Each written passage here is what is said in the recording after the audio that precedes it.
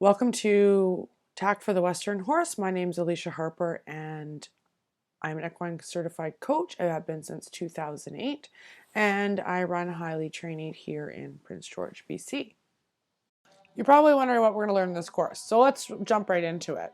We're going to go over the parts of the bridle, parts of the saddle, and we're going to go over the different types and styles of Western bridles, as well as the different types and styles of Western saddles. So now on to Western bridles. When we get really into the ranchy type horses and some of the high performance show horses, we move away from calling them bridles and we call them headstalls. And a headstall is effectively this piece up here and usually a throat latch.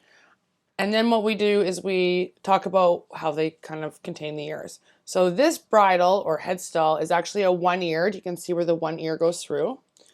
Okay, pretty straightforward. It's a show bridle, so it doesn't have much to it.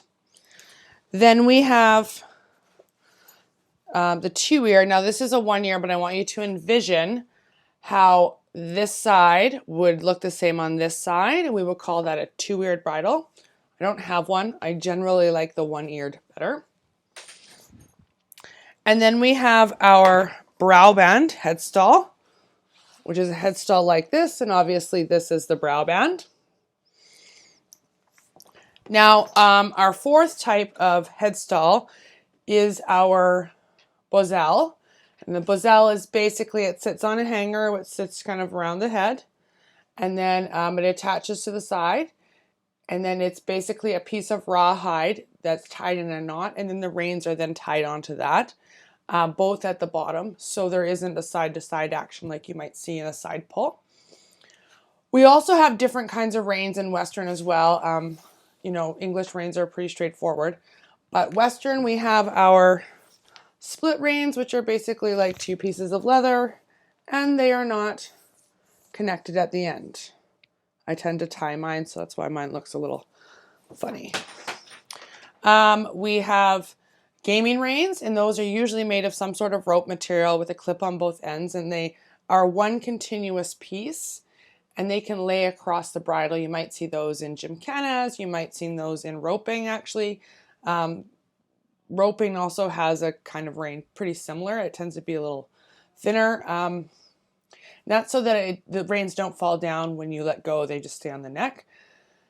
There are a variety of other reins, but a really cool kind of rein I'd like to show you today is actually the Marcotte rein.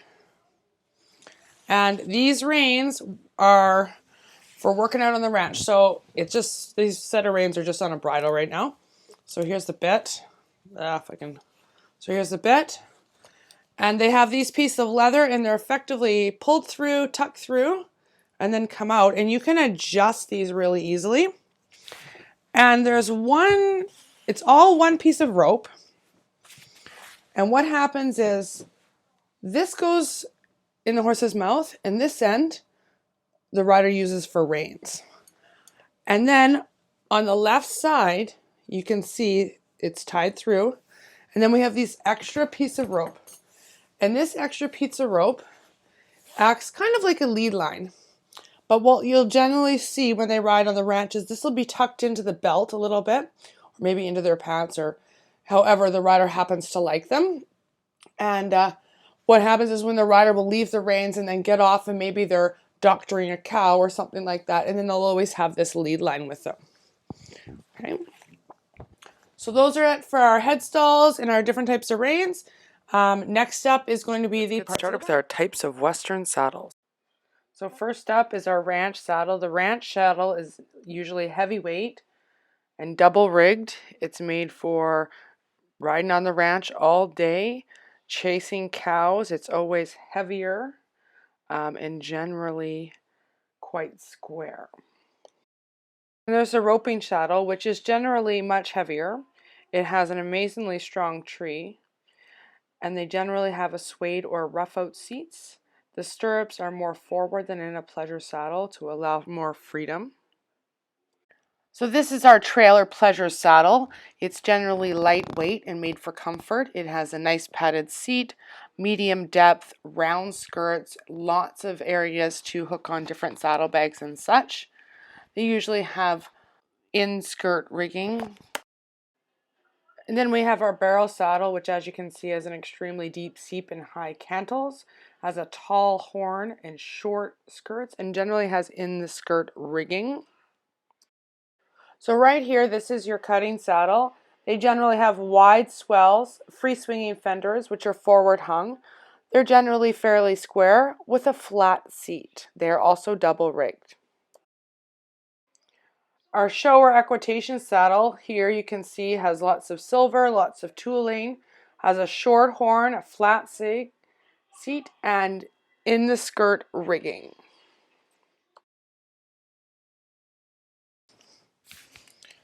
So I do have some good news when it comes to Western headstalls is they're incredibly simple. You don't generally see a Western headstall with a noseband. Some do. I mean, we're making different kinds of everything nowadays. You might see them with a tie down on, but generally the bridles are not made with a noseband. So I've shown, and the diagram that you can see up on your screen now actually is a very basic diagram. Sorry, it's not super great, but I wanted it to be super basic. Like I said before, the whole piece coming up from where it attaches to the bit all the way down the other side and where it attaches to the bit, again, is called a headstall. At the top of the headstall, we have the crown piece.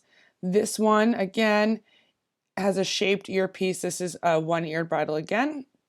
The pieces that go from where they attach to the crown to the bit are called the cheek pieces. There are two of them.